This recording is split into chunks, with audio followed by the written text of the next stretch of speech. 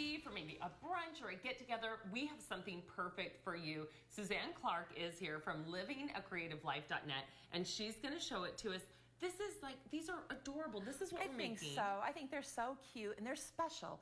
Okay, where do we start? We are going to start off in the food processor, and I've already put some almonds in here. And these are unsalted almonds, and I pulsed it until it was nice and ground up. Okay, so you have that in there. Yes, and now we're going to add our dry ingredients. And that's 2 cups of flour. And Dusty, if you can just go ahead and put that in there.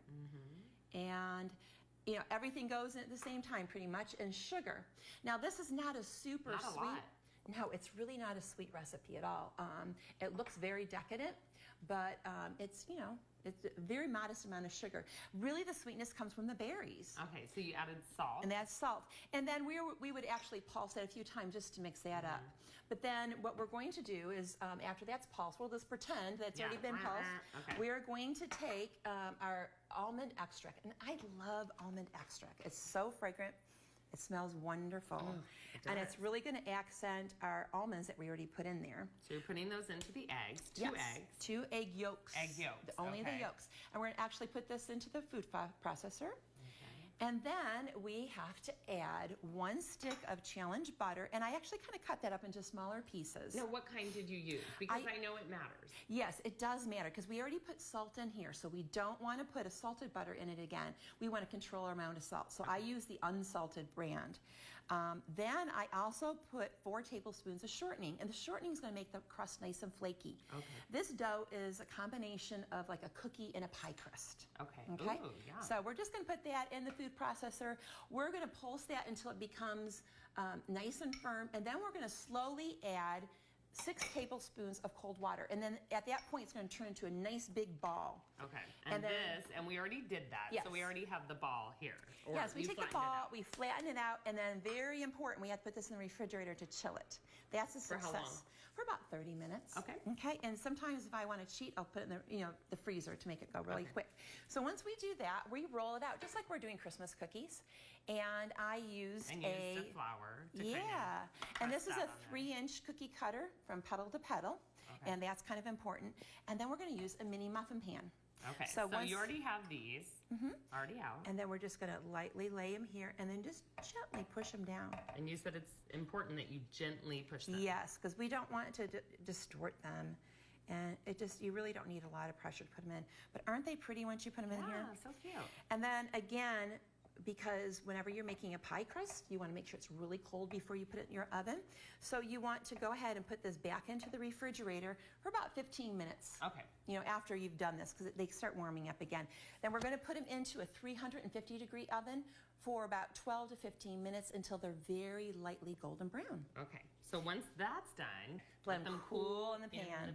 Yes. Okay. So now we have to make our lemon crema, and this is absolutely delicious. So I'm going to just take a bowl, and in my bowl, I'm going to add some challenge cream cheese.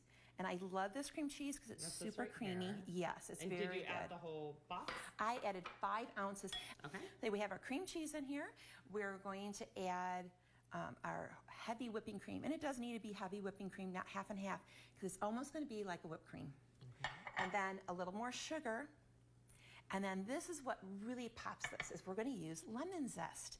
And this is a real healthy amount. You're really going to taste the lemon in here. So how much did you use of the lemon? A tablespoon and a half. Okay. And right now we have all the fresh citrus and stuff, so that's nice. And then 2 tablespoons of the lemon juice. And then I'm just So that gives it that tang. Yeah, and it really makes it taste fresh, and it's kind of a little different. Okay. And then we're going to use our hand mixer and make that really nice and creamy. Yeah. For like 3-4 minutes. And that's what you're going to wind up with. And this is what we wind up with. It's absolutely delicious. This is like hard to stop eating, just so you know.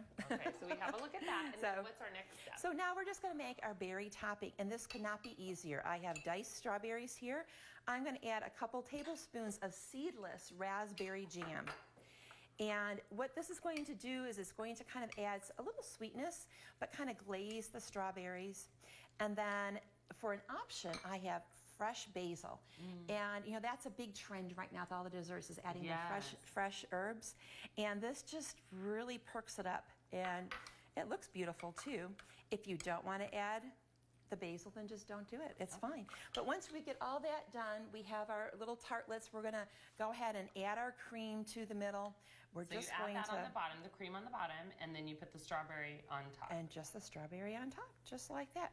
Now, if you're going to make this for a big party, I do recommend making your pie crust, your little tartlet crust, and then making the filling the strawberries and adding them right before you're ready to serve them. Last minute, do that, and that is the final recipe. And these are strawberry tartlets, perfect for any brunch or any occasion. For more information to get the recipe, go to livingacreativelife.net.